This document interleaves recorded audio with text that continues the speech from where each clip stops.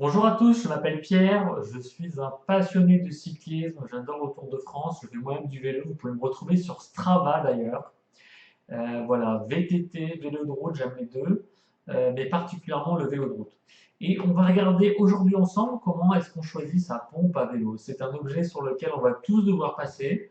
En général, quand on achète son vélo, il est gonflé, mais on va devoir le remettre sous pression assez régulièrement et du coup, on va regarder les points qui sont importants pour choisir au mieux sa pompe à vélo. Déjà, le premier point, c'est le point le plus important, ça va être l'embout de votre chambre à air. En gros, il y a deux types d'embouts. Il y a le mode Presta qui est le plus fin des deux, l'embout le plus fin des deux, qui est plutôt utilisé sur les vélos de route en général. Et il y a le deuxième modèle qui s'appelle le modèle Schrader, donc c'était toutes les deux des marques, qui est un peu moins long mais qui est plus large et qui est plus couramment vu sur les VTT et les VTC. Donc déjà, il faut bien que vous observez votre vélo et déterminer quel est le type d'embout que vous avez sur votre vélo. Ça va être le premier point. Sachant que vous allez avoir des pompes à vélo qui auront des adaptateurs avec un petit trou et un gros trou et qui pourront être adaptés aux deux types d'embouts de votre chambre à air. Ensuite, il faut que vous vous posiez la question, est-ce que c'est une pompe à vélo que vous allez vouloir garder chez vous et du coup vous allez pouvoir utiliser de chez vous et à ce compte-là vous pourrez avoir un grand modèle, ou est-ce que c'est une chambre à air que vous allez vouloir transporter avec vous et quand vous allez partir faire un tour de vélo, si jamais vous crevez, vous allez vouloir regonfler vos pneumatiques.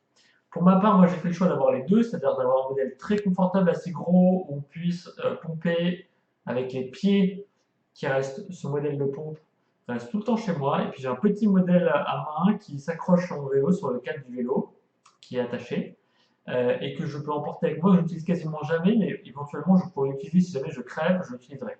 Sachant que c'est beaucoup plus fatigant parce que là, c'est pas une pompe à bras avec une très grande amplitude, mais là, c'est un tout petit mouvement, donc évidemment, il faudra pomper assez longtemps pour pouvoir l'utiliser.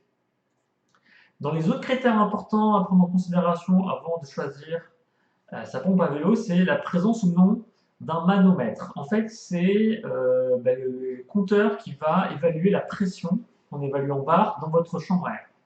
En général, la pression dans une chambre à air est entre 5 et 8 bars, et elle dépend de plusieurs facteurs. Elle dépend de votre poids déjà, c'est le premier point.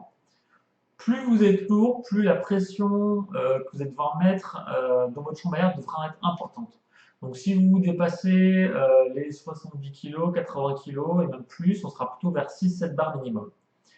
Pareil, quoi qu'il en soit, il ne faudra jamais descendre en dessous de 5 bars parce qu'en fait, vous allez prendre des risques de crever votre vélo, c'est-à-dire que votre chambre à air, votre pneu pourrait se plisser en passant sur des obstacles et du coup, ça pourrait créer des crevaisons.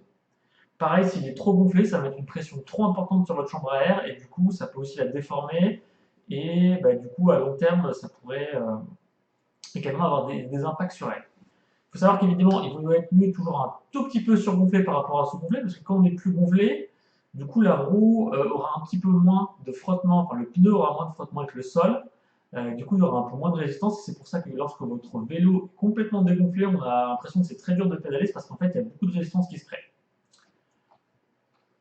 Voilà pour les points. Pareil, c'est important, c'est que si vous avez une pompe pour chez vous, ça je pense pour les pompes qu'on garde chez soi, c'est important je pense d'avoir une pompe qui puisse bien se poser au sol, qui soit bien fixe, assez solide. Pas une pompe en plastique, mais plutôt une pompe en métal. Donc ça c'est le premier point pour les pompes qui restent chez vous. Et pour les pompes que vous allez emporter avec vous, pensez donc comment est-ce que vous voulez la transporter. Est-ce que vous comptez la mettre dans un sac à dos ou est-ce que plutôt vous allez vouloir aussi une pompe qui peut s'attacher via un système de sangle auprès de votre cadre. Voilà. Et puis également, vous allez pouvoir voir le poids, surtout si c'est une pompe à emporter avec vous. Il y a des pompes qui sont ultra légères, ultra light, qui font à peu près 150 grammes à 200 grammes, et du coup qui n'ajouteront quasiment pas de poids à votre vélo. En général, pour une pompe, il faut compter entre 10 et 30 euros. Donc voilà, ça ne va jamais chercher très loin, mais c'est toujours important d'en avoir une. Et moi, j'ai fait le choix d'en avoir deux. Voilà. Je vais mettre le lien sous la vidéo de quelques pompes qui me semblent assez pertinentes d'après les critères que j'ai évoqués. N'hésitez pas à mettre un pouce bleu en dessous de la vidéo et puis à laisser également des commentaires dessous si vous avez des questions ou des réactions. Merci.